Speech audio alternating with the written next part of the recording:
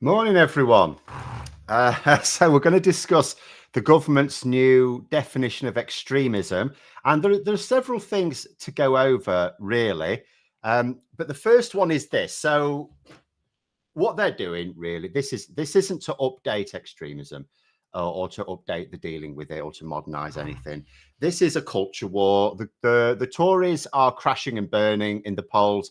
This is election year. It was when they were going to start to turn the tide. They're spending loads on advertising.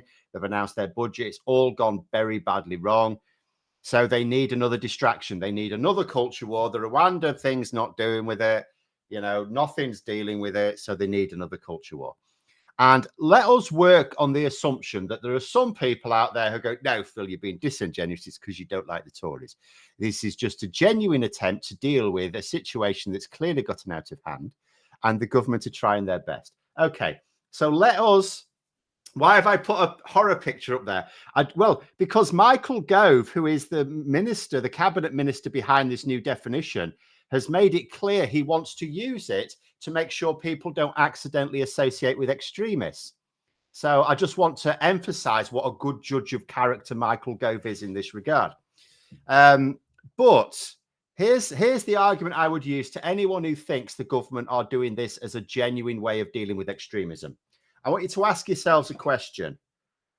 Why has this new definition of extremism been worked on by the Department for Housing, not the Home Office? I mean, extremism is dealt with by the Home Office. It's dealt with by counter-extremism officials, police officers, where Prevent, which is a project that was developed by the Conservatives to tackle extremism.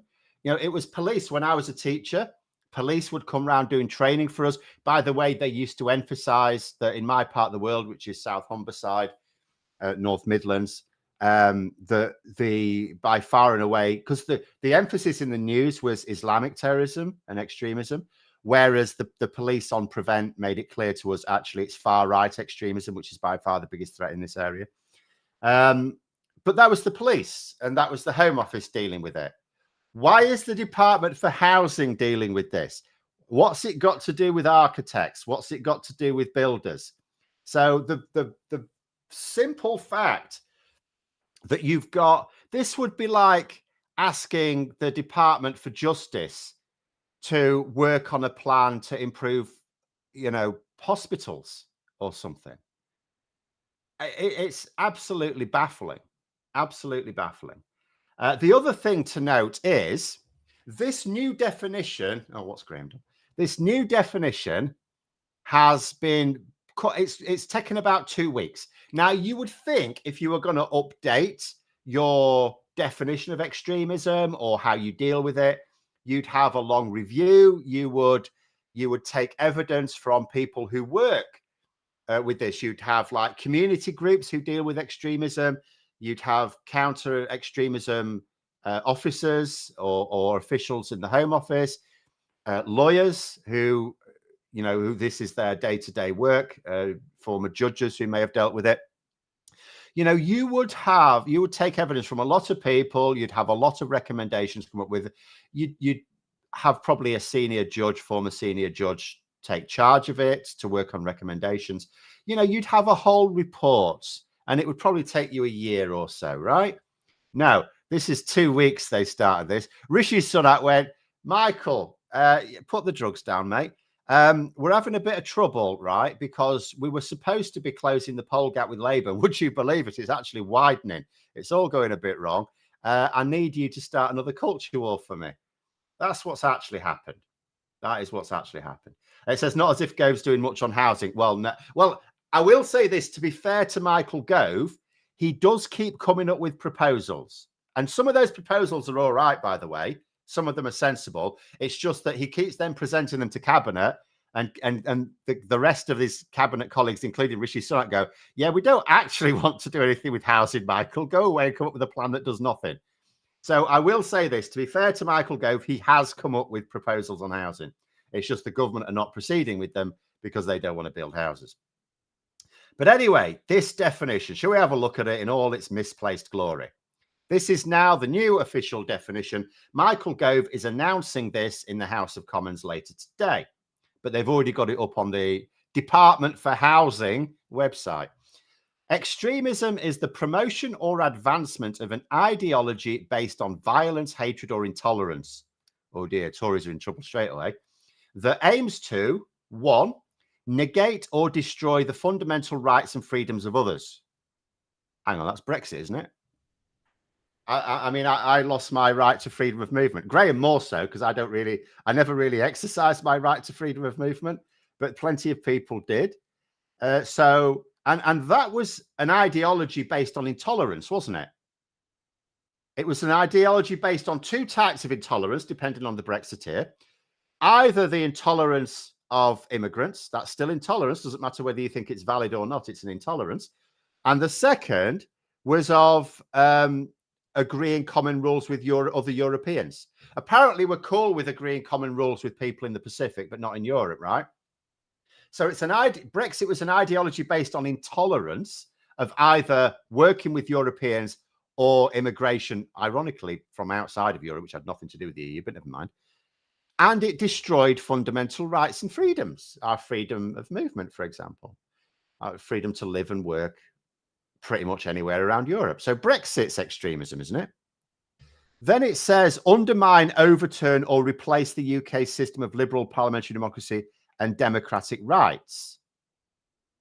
So hang on a minute. When the Brexiteers in 2019 were threatening MPs, weren't they doing the same thing?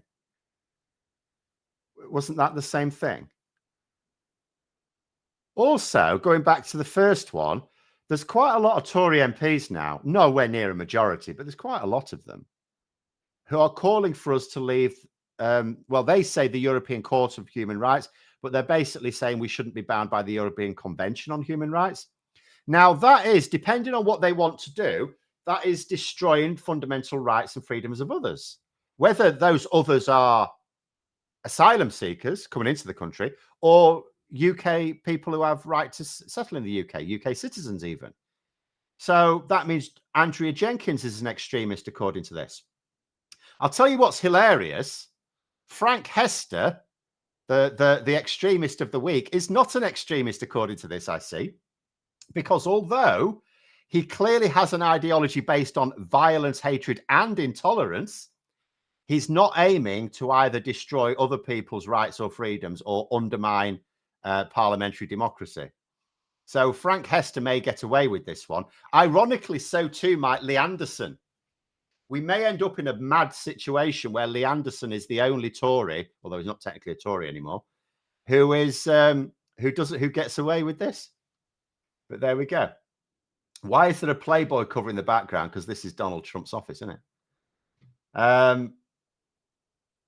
I would be living and working in France now if it wasn't for Brexit. Never forgiven for that, more nor. Well, I mean, indeed.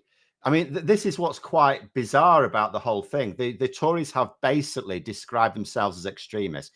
However, the good news is for them that this is non-statutory guidance now. So Parliament aren't going to be asked to legislate for it. As I say, it's done by the Department for Housing. So there's no enforcement other than the whole point of this. It's not to actually deal with extremism.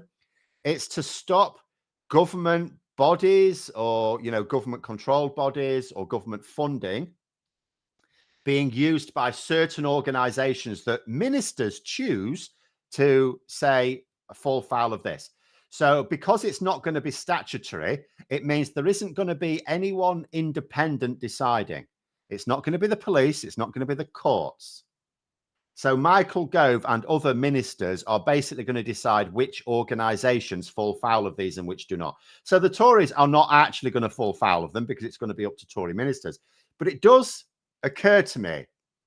So, I mean, this won't happen, by the way, and the Tories will know this won't happen, otherwise they won't have done it.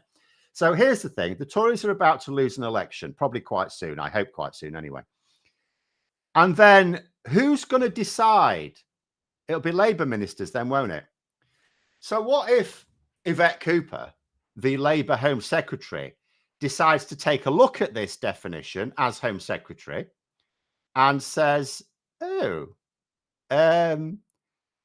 I'm afraid to say the Conservative Party seems to be extremist by their own definition, and she prevents the Conservative Party having access to any public bodies, any contact with public bodies, or any access to public funding, which means instantly all of their MPs, all 5 of them, suddenly have their salaries cut because, sorry, you're extremists. I mean, what would happen then? I mean, that wouldn't happen because that would create a massive constitutional crisis, and Labour are not that reckless. But what's to stop them? What is to stop them? Jan's saying they'll be asking for a name for a list soon. Oh no, they've already got that. This is the other disgraceful aspect of this.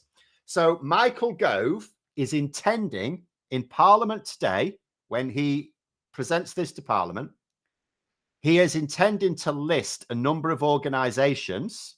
None of these organisations, by the way, are pro-Tory. You'll be unsurprised to learn. He's going to list a number of organisations that he says fall foul of this. Right? Now, he did an interview this morning about this, and he was asked by the interview. I can't remember, it was like Good Morning Britain or whatever. But on some interview this morning, he was asked if he would name these organisations. He said, I'm not going to preempt anything I'm going to say in Parliament later on today. And it's like, mate, you already have done, because they've already published the definition. So he was happy in that interview to talk about this. He just won't mention those names. And the interviewer actually put it to him that what he's wanting to do is protect himself with parliamentary privilege. Because here's the thing. Michael Gove will obviously have consulted government lawyers over this. In fact, according to reports, some of it has been toned down because government lawyers have said, yeah, this is dodgy as hell. So this apparently is not as bad as it was going to be. And what his lawyers have obviously told him is, if he names any of these organisations outside of Parliament, they'll sue his arse. In fact, it's I think the Muslim Council of Britain have already said they're likely to seek a judicial review. They are not going to be named. The Tories wanted to name them. Apparently, they've been told, yeah, you don't want to mess about with organisations that are really big because then you're in trouble. So he's not going to name any really big organisations. He's going to pick, like the Tories do, he's going to pick on the little people, right? And but there's still going to be a judicial review sort, because, I mean, the Muslim Council for Britain, apart from anything else, they can just gather the other organisations together and do it as a class action. And they can say that they're clearly trying to lump us in with it as well, even if they've not been named. But that's the reason why Gove will not repeat these names outside of Parliament. Be interesting if any other Tory MPs do. Be interesting. Because Gove will know if he says any of these organisations in this context outside of Parliament, he'll get sued. He can be personally sued, right? So it'd be interesting if the Tories are warning their own MPs, because people like Andrea Jenkins and Mark Francois got a bit of a gob on them, you might have noticed. So if any of those open their mouths about this, they may get sued instead. But nonetheless, there's likely to be a judicial review. But the Tories don't care, because this is all about the election, right? The judicial review will take, I mean, if they call the election next week, which is possible, I'm on red alert for that. If they call, or blue alert, should we say blue alert for that? I'm going to have to change the bulb now. But if they do call it next week, then judicial review doesn't matter, because it'll take place after the election. Purdah will prevent anything basically going on until after the election, at which point they know full well that Labour will just look at this and go, I mean, mate, this is a definition of extremism that was arrived at by the Minister for Housing, who was probably as high as a kite, in 2 weeks without consulting anyone other than like internal government lawyers. Those are the only people that have been consulted over this. There's been no consultations at all. Oh, actually, Don Dudat's just mentioned Tufton Street. Maybe he consulted them. Yeah. Maybe he got, I don't know, maybe he got policy exchanging or something like that to talk to him about it. That number 3, that's what the Tories do. Well, exactly. This is the point that people are making. It could be argued that organisations that the Tories support, the Tories themselves or individual Tory MPs, fall foul of every single one of these. because the Tories are intentionally creating a permissive environment for others to achieve the results in one or two. For example, they are enabling the like BNP crowd, basically, aren't they? Reform UK as their sort of media wing is known now. Change the colour of the light in post editing. There is no, I don't do any post editing. I don't think Graham's got time for that nonsense. How about asking the people of the UK who the extremists are? Well, I'm not a fan of that either, because most people wouldn't know an extremist if they smashed them in the face.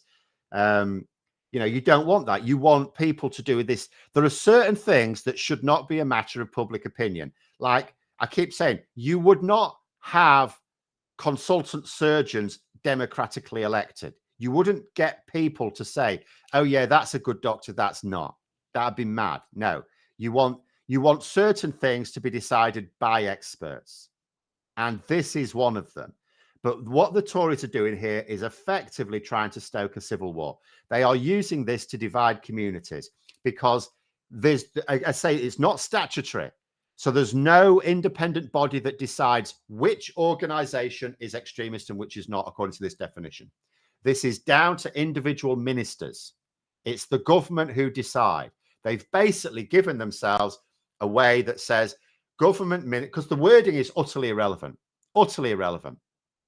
It basically says government ministers can decide for themselves without worrying about the law which organization is extremist and which is not, with the consequence being that they can have access to public bodies closed off from them, or they can have public funding cut for them. So these might, you know, you might be attacking groups who do community work. It's like, but they will not be eligible for public funding anymore. You know, it's absolutely disgraceful. Can I give? I've got a hat. Look, it doesn't work with headphones on, but I have a hat. That's when I'm pretending to be Graham. Right. Perfect illustration showing how the Tories don't believe they have to abide by the rules they make. Well, this is exactly it, isn't it? This is what makes Conservatives in general utterly unfit for office. The fact that they think they are an upper class. It's like they've read H.G. Wells' The Time Machine, and they think, yeah, that's it. We're the upper classes, and we you know, we're a completely different species. They see, which is why they never really got on with Lee Anderson, because they can't be dealing with people like that. They can sort of be okay with people who came from ordinary backgrounds as long as they somehow became millionaires. So they're fine with that. But you have to have like become a millionaire for them to show you any respect at all. And I mean, there was another thing today, actually, just talking about Tories and hypocrisy. So Sam Coates of Sky, it was actually, I saw it today, this morning. Actually, it was last night. And it was, oh, sorry, Johnny Cophead, first of all, £5 super chat. Thank you. I thought the Tories fell foul of the old definition. Thought that was why they were changing it. Ho hum. No, I mean, if anything, they're now more on the nose extremists with this definition. It's almost like Michael Gove, because he was high as a kite, asked someone to come up with a definition of extremism that would label his own party. Maybe when he's on, you know, when he's playing with his talcum powder, he gets moments of lucidity, and he thinks, right, we should come up with one that allows my own party to be labelled extremist. But Sam Coates of Sky was saying there's a lot of Tory MPs saying we should go long, not out of strategic necessity, not because they think it's such a mess now, maybe something will turn up, but get this, because some younger MPs have racked up debts and they need a few more months' salary to deal with it.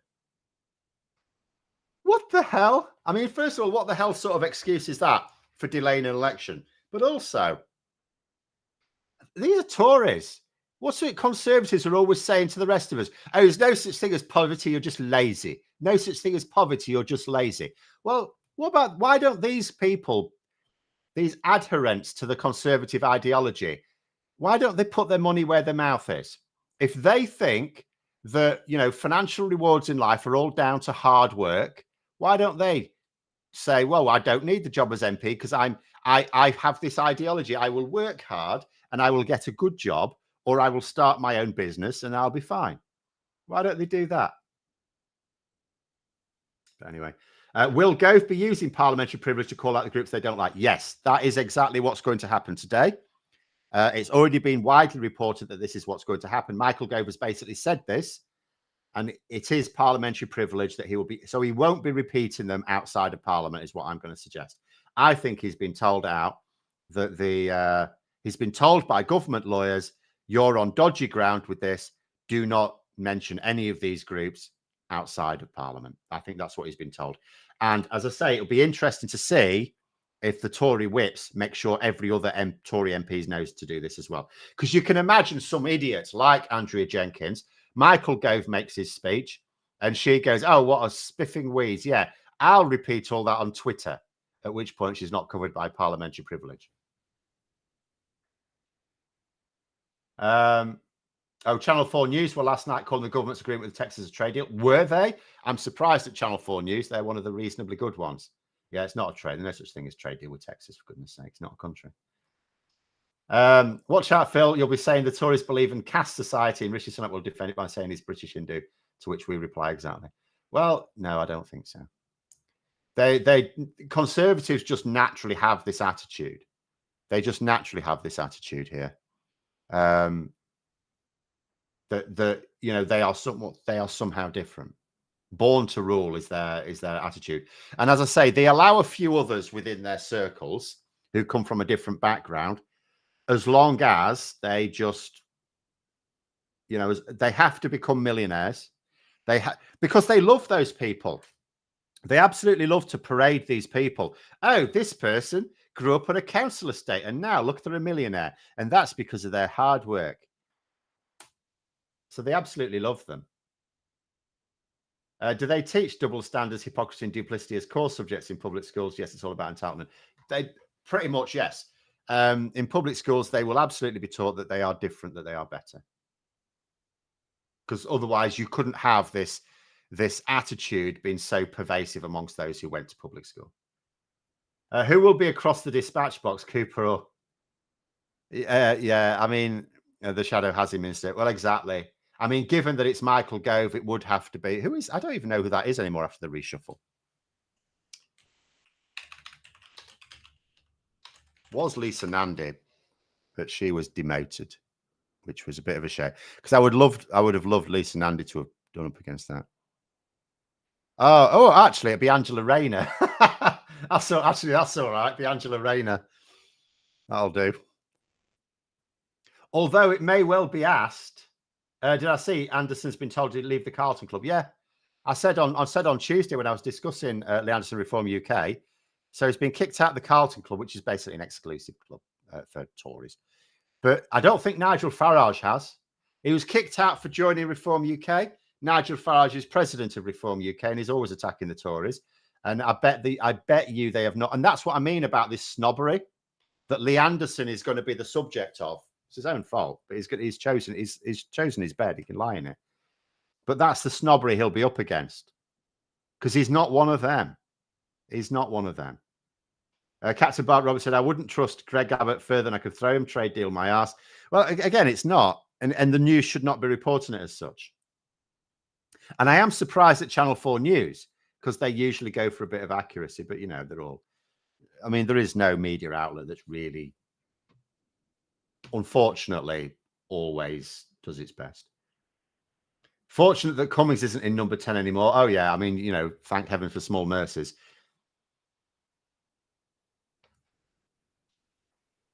This is why the Tories accept the working class Jim Davidson as a court jester. Yeah, well, I mean, I say that. I'm not sure that they actually do. He's more of a Reform UK backer, isn't he?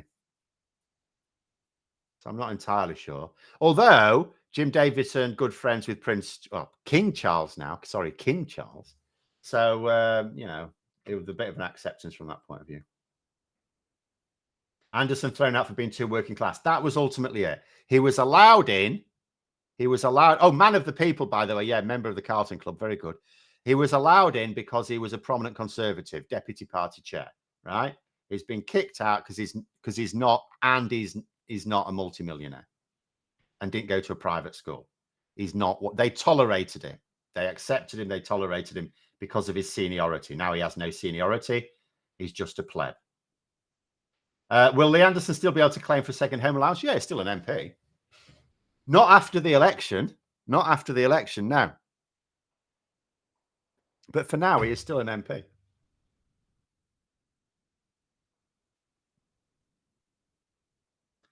I've worked it out. They'll name the MPs who submit no confidence letters, call them extremists. Well, I mean, Sunak can withdraw the whip. Like, if Sunak wants to withdraw the whip from a few who he knows have letters in to reduce the number, he can easily do that.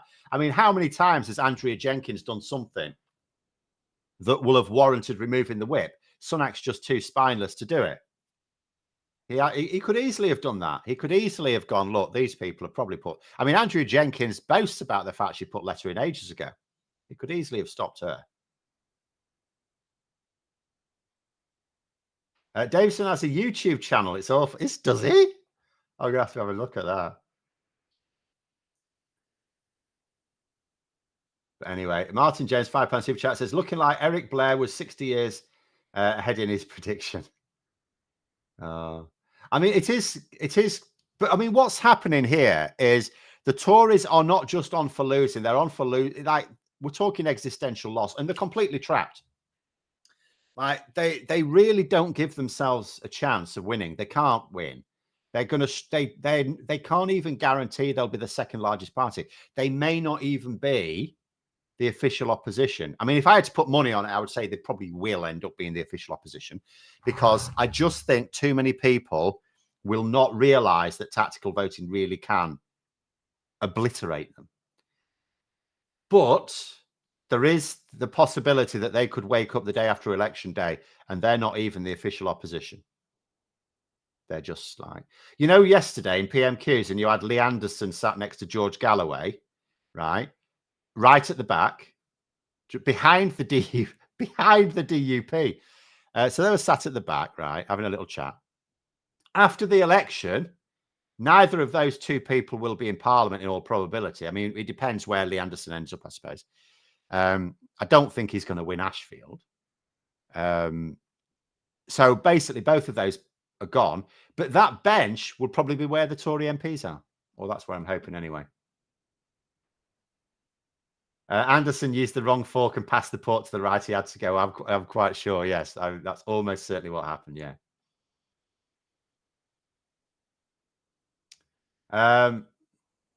1984 is such an important book. Yeah.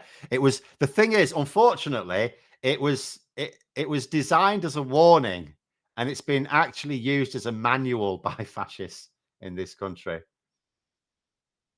So I prefer some of Orwell's other books. In all honesty, all I've actually read is 1984 and Animal Farm, but I do like 1984. I do reread it quite a lot. Question of sanity coming towards the end. Thank you very much. £10 super chat. It says pedestrians and cyclists pay for the roads in their council tax. Therefore, is driving a car destroying their fundamental right to fresh air, quiet and safe spaces to live. Extremism, death cult. No, because it does. To be fair, you've got to look at both parts of it. So it has to be the promotion or advancement of an ideology based on violence, hatred, or intolerance. So you don't have like, so I don't know, that wouldn't exist there. That's why I mean Frank Hester. You look at Frank Hester's behavior and you go, that's clearly extremist behavior. He has said, I actually don't want to put too much emphasis on the fact he said he wanted Diane Abbott shot, because he didn't say it publicly. He said it privately. And how many times do people sort of say silly jokes like that? You know, so, but the fact that he said that his intolerance of Diane Abbott made him want to hate all black women. I mean, that is, I mean, he didn't use the word intolerance, but that is intolerance and it's hatred. So Frank Hester, you know, he is an extremist, but by this definition, he's not, because he isn't using that ideology to try to destroy fundamental rights and freedoms. He doesn't campaign to remove fundamental rights and freedoms or underturn parliamentary democracy. However, there are plenty of people who do. Anyone calling, you know, Brexiteers basically meet this definition. Not all Brexit, but most of the people who did push Brexit Like Nigel Farage, for example, Michael Gove himself, Boris Johnson, are extremists according to this definition. Reform UK are extremists. The Conservative Party itself, as people have pointed out, meet number 3. Even where they're not, like Rishi Sunak's Rwanda safety bill meets number 1 because it is an attempt to negate the fundamental rights and freedoms of others, asylum seekers in this case, right? It doesn't say other British citizens, it says others. It's quite wide ranging.